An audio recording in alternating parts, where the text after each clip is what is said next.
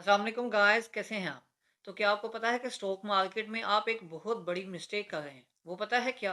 कि आप साज़गार कंपनी को देखने के बावजूद उसमें इन्वेस्टमेंट नहीं कर रहे। और अब ये मिस्टेक भला कैसे है, क्या आपको पता है? आपने साज़गार को डबल डिजिट से ही बाय नहीं किया और वो 4 डिजिट तक आ गया। तो अब यहाँ पर साज़गार से रिलेटेड मैं आपको कुछ एनालिसिस जो कि लेटेस्ट एनालिसिस हैं, वो प्रोवाइड करने जा रहा हूँ, जो कि अभी कुछ दिन पहले ही अपडेट हुए हैं और उसके अकॉर्डिंग तमाम डिटेल प्रोवाइड करने जा रहा हूँ, जिससे आपको पता चलेगा कि क्या वाक़ई आप मिस्टेक करने जा रहे हैं या आप मिस्टेक अभी भी कर रहे हैं।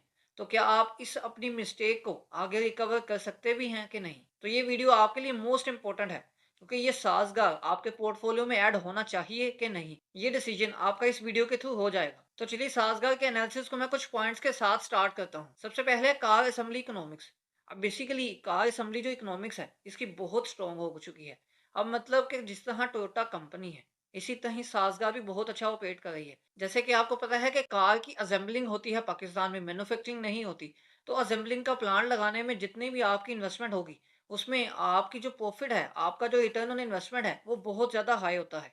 जिसकी वजह से साज़गार ने बहुत ज़्यादा आउट क्लास परफॉर्म किया। और ये तो आपने बहुत दफ़ा सुन लिया होगा कि साज़गार कंपनी सेकंड मैन्युफैक्चरर बनने जा रही है पाकिस्तान की ऑटोमोबाइल सेक्टर में। अब बेसिकली यहाँ पर इस पॉइंट में आपके कुछ कन्फ्यूजन्स को दूर होना चाहिए। कार की असेंबलिंग करना, चूँकि पाकिस्तान में जस्ट असेंबलिंग होती है। कार्स की असेंबलिंग करना कोई एक बहुत बड़ा काम नहीं है। कार की असेंबलिंग हो गई, लेकिन आगे उसको सप्लाई करना, उसकी डिलीवरी करना, ये मोस्ट इम्पोर्टेंट होता है। जिस तरह के आपने बहुत सी कंपनीज़ देखी होंगी कि उनको 8-8 9-9 मंथ लग जाते हैं अपनी प्रोडक्ट्स की डिलीवरी करवाने में। चूँकि पाकिस्तान में जो कार्स की इंडस्ट्री है, उसमें फ़र्स्ट ऑफ ऑल आपको एडवांस दिया जाता है। एडवांस देकर आप अपनी गाड़ियों की बुकिंग करते हैं। उन गाड़ियों की बुकिंग करने पर जब आपको गाड़ी मिलती है, तब आप देन पूरी पेमेंट करते हैं। तो जिस तरह के साज़गार ने एक प्रोडक्ट को अपनी लॉन्च किया जो कि थी हैवल। हैवल को लॉन्च करने के बाद हमें ये पता चल गया कि असेंबलिंग में साज़गार बहुत ज़्यादा अच्छी है और इसी तरह इसकी सेल से हमें डिलीवरिंग का भी पता चल गया कि इसकी जो डिलीवरिंग है वो बहुत ज़्यादा अच्छी है। इसकी फैसिलिटीज़ बहुत ज़्यादा हाई हैं। तो इसी की वजह से कस्टमर्स की डिमांड बढ़ना शुरू हो गई। यहाँ पर एक बात बताता चलूँ आपको कि चैनल के डिस्क्रिप्शन में एक व्हाट्सएप ग्रुप का लिंक है, जिसको आप बिल्कुल भी ज्वाइन करके पीएसएक्स के अकॉर्डिंग न्यूज़ एंड अपडेट्स को टाइम टू टाइम अवेल कर सकते हैं। और अगर आप ट्रेडिंग करना चाहते हैं तो ट्रेडिंग का ग्रुप भी जो कि प्रीमियम है, इस गिवन व्हाट्सएप नंबर पर राब्ता करके ज्वाइन कर सकते हैं। तो अब यहाँ पर थोड़ी सी कुछ पॉलिसीज़ की बात करते चलें। फर्स्ट है ऑटो पॉलिसी 2016। यहाँ पर बेसिकली इन पॉलिसीज़ को लेकर बहुत ज़्यादा कन्फ्यूजन्स है आप लोगों के ज़हन में कि यहाँ पर ये पॉलिसीज़ खत्म हो गई तो जो साज़गार है वो वापस अपने ही उसी प्राइस पे आ जाएगी सेकंड डिजिट पर। लेकिन ऐसा नहीं होगा, ये डबल डिजिट पर आखिर कैसे आएगी ही क्यों? जो कंपनी ऊपर चली जाती है, इतनी बड़ी बन चुकी है, अब वो नीचे आएगी, ऐसा तो सवाल ही पैदा नहीं होता। अब इस कन्फ्यूजन को दूर करने के लिए मैं आपको ये ऑटो पॉलिसी 2016 का थोड़ा-सा डिफाइन कर देता हूँ। तो 2016 में ये पॉलिसी आई कि 2016 के बाद जितने भी न्यू असेंबलर्स आएँगे पाकिस्तान में कार्स के, उनको बहुत ज़्यादा छूट दी जाएगी। तो वो छूट ये थी कि सीकेडी जो किट थी, उस पर 20% जो टैक्स था, वो रिड्यूस हो चुका था कि उनको 20% का रिलीफ मिला था। तो सबसे पहले तो आप ये ज़हन में रखें कि ये रिलीफ सिर्फ साज़गार के लिए नहीं, बल्कि इन सब ब्रांड्स के लिए भी था। तो अगर ये पॉलिसी 2016 की चेंज होती है तो सिर्फ साज़गार को नहीं, इन सब इंडस्ट्रीज़ पे फ़र्क पड़ेगा। तो बेसिकली जीडब्ल्यूएम हैवल जो कि 2018 में कंपनी बनी पाकिस्तान में, तो ये 2018 में कंपनी बनने के बाद जो फर्स्ट लॉन्च है इनकी हैवल की, जो कि 2022 में आई। तो फर्स्ट यूनिट उनका 2022 में हैवल का लॉन्च हुआ। तो 2016 की चलती हुई पॉलिसी 2016 के बाद 6 साल बाद साज़गार ने अपना जो यूनिट है उसको लॉन्च किया, अपना जो यूनिट है उसको पब्लिक किया। अब ये साज़गार ने जो अपनी गाड़ियाँ लॉन्च की, क्या साज़गार ने नहीं सोचा होगा कि 2026 में जो पॉलिसी है वो ख़त्म हो जाएगी और हमें कितना ज़्यादा नुकसान उठाना पड़ेगा। अब ये वही कंपनी है, वही ऑटो सेक्टर की कंपनी, जिसका पाकिस्तान में थ्री व्हीलर्स का कोई कॉम्पिटिटर है ही नहीं। और आपको पता है कि ये वही थ्री व्हीलर की कंपनी है जिसने इवन के जापान को भी अपने रिक्शे एक्सपोर्ट किए हैं। तो ये उसी की ही कंपनी है जिसकी थ्री व्हीलर की कंपनी है। तो जो थ्री व्हीलर को लेकर उसका इतना ज़्यादा कॉन्सेप्ट है, तो उसका कॉन्सेप्ट इन फोर व्हीलर्स के साथ नहीं होगा क्या? तो ये फोर व्हीलर्स के लिए भी तो उन्होंने कुछ सोचा होगा। यहाँ पर मैं आपको कुछ डिटेल प्रोवाइड करता चलूँ कि अगर ये एग्रीमेंट रीन्यू नहीं होता, तो उससे साज़गार की सेल्स मुझे नहीं लगता कि हिट होंगी।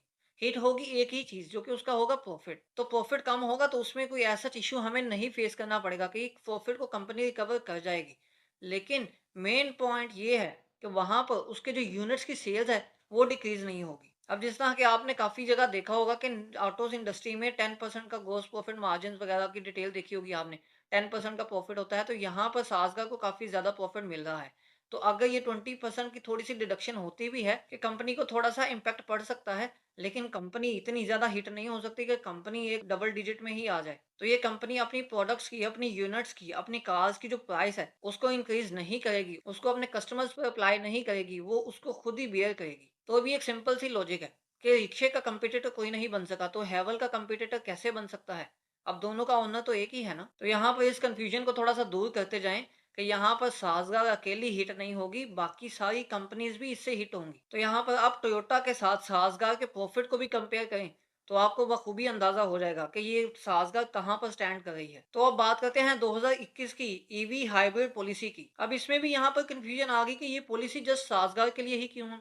बेसिकली साज़गार के लिए नहीं है, ये company all over the sector है कि जो भी ऑटोमोबाइल का कंप्लीट सेक्टर की कंपनीज़ हैं, ये पॉलिसी उन सब के लिए है। अब यहाँ पर इस पॉलिसी में मेंशन है कि पाकिस्तान में जो ऑटोमोबाइल कंपनीज़ हैं, वो ईवीज़ को, एचईवीज़ को लॉन्च करें। तो वो लॉन्च क्यों करें? क्योंकि उन पर टैक्स बहुत ज़्यादा कम है। अब यहाँ पर अगर आप देखें तो एक 1800 सीसी कार का भी मेंशन है कि जिस पर टैक्स तकरीबन 8 टू 9% है। लेकिन अगर आप इसको ओवरऑल देखें तो ये टैक्स तकरीबन 24 टू 25% डिडक्ट होता है। तो यहाँ पर टैक्स इतना से रिड्यूस है। इसी तरह और काफ़ी चीज़ें जो मेंशन है, वहाँ पर भी टैक्स की रिडक्शन काफ़ी कम है। तो इससे भी साज़गार को और बाकी तमाम कंपनीज़ को भी बहुत ज़्यादा फ़ायदा हो सकता है।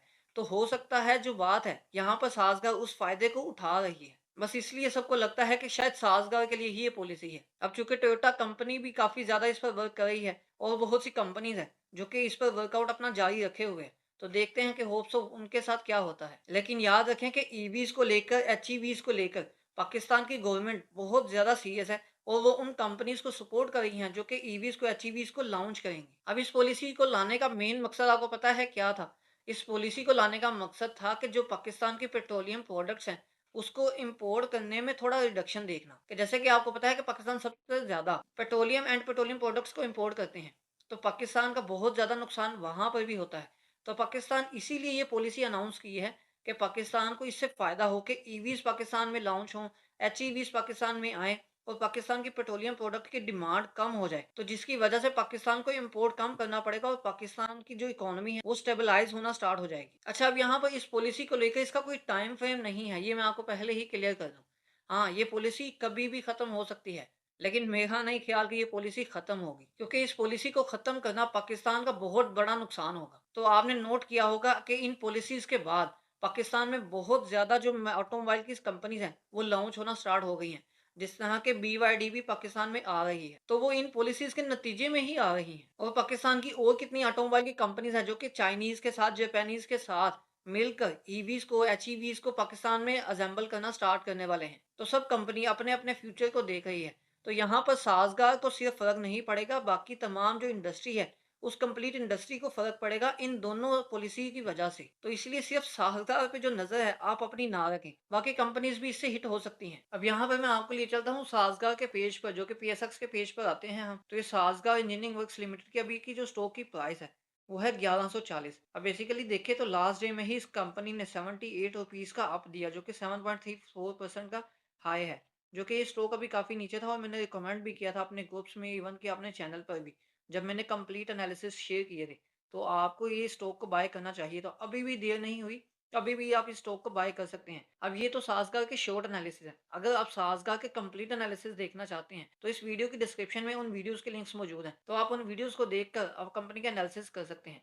और साज़गार के अलावा भी अगर आप मारी पेट्रोलियम के, हबको के, इसी तरह और भी डिफरेंट कंपनीज़ के एनालिसिस देखना चाहते हैं, तो उन वीडियोज़ के लिंक भी इसी वीडियो की डिस्क्रिप्शन में मौजूद है। तो आप उनको देख सकते हैं। तो ये साज़गार की जो प्राइस है, वो 52 वीक्स का जो हाई है, वो 1272 रुपीज़ है। जो कि काफ़ी दफ़ा इसको टेस्ट करके नीचे आई है, लेकिन ये बहुत अच्छा स्टॉक है, इसको भी इंशाल्लाह क्रॉस करेगा। अगर मैं आपको इसके फाइनेंशियल्स पर लेकर आऊँ, तो फाइनेंशियल्स में बेसिकली एनुअल में अगर आप देखें, एनुअल को हम शॉर्टली एनालाइज़ करते हैं, तो 2021 में इसकी जो अर्निंग पर शेयर थी, इसकी जो सेल्स थी, वो उसके हिसाब से ही थी। अर्निंग पर शेयर इसकी 1.25 रही, 22 में 1.92 रही और वो 2023 में काफ़ी ज़्यादा इंक्रीज़ हुई। 2023 में इंक्रीज़ होने के बाद जो 2024 में इंक्रीज़ है, वो भी बहुत ज़्यादा देखा गया, जो कि 2024 में इसकी अर्निंग पर शेयर 16 से इंक्रीज़ होकर 131 तक आई। अब यहाँ पर ये बेस्ट चांस है इसको बाय करने का। अब बेस्ट चांस क्यों है इसको बाय करने का? इसकी मैं आपको डिटेल क्वार्टर वाइज़ लेकर चलता हूँ, तो वहाँ पे दिखाता हूँ। तो ये क्वार्टर वाइज़ आप फाइनेंशियल्स को अगर देखें, तो 2024 का फर्स्ट क्वार्टर में इसकी अर्निंग पर शेयर 10 रही और इसकी सेल्स वगैरह 8 अरब की थी। जो कि 2024 के सेकंड क्वार्टर में 2024 के थर्ड क्वार्टर में उसकी सेल्स 30 अरब तक आ गई और इसकी अर्निंग पर शेयर भी गई। तो अब यहाँ पर मेन जो बात है देखने वाली कि मैं आपको ये स्टॉक क्यों रिकमेंड कर रहा हूँ। तो यहाँ पर फर्स्ट क्वार्टर 2025 देखे तो इसकी अर्निंग पर शेयर जो है वो 69.77 तक आ गई। तो यहाँ पर इसकी सेल्स का कुछ मंथली वाइज मैं आपको डाटा दिखाता हूँ। तो ये साजगार की सेल्स का डाटा है जो कि 10 दिसंबर 2024 तक का डाटा है। यहाँ पर अगर आप इस मंथ की दिसंबर की सेल्स को देखें तो थ्री व्हीलर्स की जो सेल्स है वो जो प्रोडक्शन थी वो 2152 यूनिट्स की हुई, जो कि सेल्स जो तो यूनिट इन्होंने की वो 1900 की है। तकरीबन मतलब जितने यूनिट्स इन्होंने प्रोड्यूस किए उससे 200 कम ही इन्होंने सारे सेल आउट कर दिए। और यहाँ पर अगर फोर व्हीलर्स की बात करें तो फोर व्हीलर्स को देखें तो प्रोडक्शन जो थी इनकी यूनिट्स की 993 थी, 993, और इनकी जो सेल्स थी वो 584 रही। तो मतलब इनकी जो प्रोडक्शन है वो काफ़ी ज़्यादा रही लेकिन इनकी सेल्स बहुत कम थी। और अगर इसी तरह मैं आपको सेकंड नोटिस पे लेकर चलूँ, तो ये साज़गार का सेकंड नोटिस आपके सामने है, जो कि जनवरी का डाटा है, जो कि इन्होंने ये डाटा 4 फरवरी 2025 को पब्लिश किया। तो ये जनवरी का डाटा अगर हम देखें, तो बेसिकली थ्री व्हीलर्स की प्रोडक्शन बहुत ज़्यादा इंक्रीज़ हुई, जो कि तकरीबन डबल से ज़्यादा रही, जो कि इन्होंने प्रोडक्शन की 4840 यूनिट की। तो इनकी जो सेल्स है वो 5000 को क्रॉस किया इसने। तो यहाँ पर इसकी जो थ्री व्हीलर्स की सेल्स है वो भी आउट क्लास रही। और इसी तरह मैं आपको जनवरी का डाटा जो दिखाऊँ फोर व्हीलर्स का, जो प्रोडक्शन यूनिट है वो 1813 है। तो यहाँ पर जो इनकी सेल्स है वो 2010 यूनिट की सेल्स है। तो ये दिसंबर के महीने से अगर कंपेयर करें इस जनवरी के मंथ को, तो यहाँ पर 3x की जो सेल्स हैं वो इंक्रीज हुई हैं, जो कि दिसंबर के महीने में जो फोर व्हीलर्स थे वो तकरीबन 500 समथिंग जो यूनिट्स है वो इन्होंने सेल आउट किए थे, लेकिन यहाँ पर 2000 यूनिट्स को सेल आउट किया है। और इसी तरह जो थ्री व्हीलर्स हैं उनकी भी सेल्स इंक्रीज हुई है। तो इन सेल्स को देखकर आप अंदाजा कर सकते हैं कि साजगार कहाँ तक जा सकती है और ये साजगार कितनी अच्छी कंपनी है। तो मेरी तरफ से जस्ट रिकमेंडेशन होगी आपको कि आप इसको अपने पोर्टफोलियो में ऐड कर सकते हैं। तो फिलवक्त देखें तो साजगार एक अच्छी कंपनी नज़र आ रही है, जो कि पाकिस्तान के जो ऑटो सेक्टर है, उसमें सेकंड लार्जेस्ट कंपनी बन सकती है, जो कि आपने काफ़ी ज़्यादा न्यूज़ेज़ में, काफ़ी ज़्यादा हाइलाइट्स पर देखा होगा। तो आपको ये साजगार कंपनी कैसी लगती है? अपनी राय से लाज़मी कमेंट सेक्शन में आगाह करें। अगर आप किसी कंपनी का एनालिसिस चाहते हैं, तो इस वीडियो के कमेंट सेक्शन में कमेंट लाज़मी करें, तो आपके लिए वो कंपनी एनालाइज़ की जाएगी। चाहे वो शॉर्टली एनालाइज़ की जाए, चाहे वो कंप्लीटली। तो वीडियो अच्छी लगी है, वीडियो को लाइक और दोस्तों की हेल्प के लिए शेयर लाज़मी करें। और मज़ीद ऐसी वीडियोज़ को देखने के लिए इस चैनल को सब्सक्राइब करें।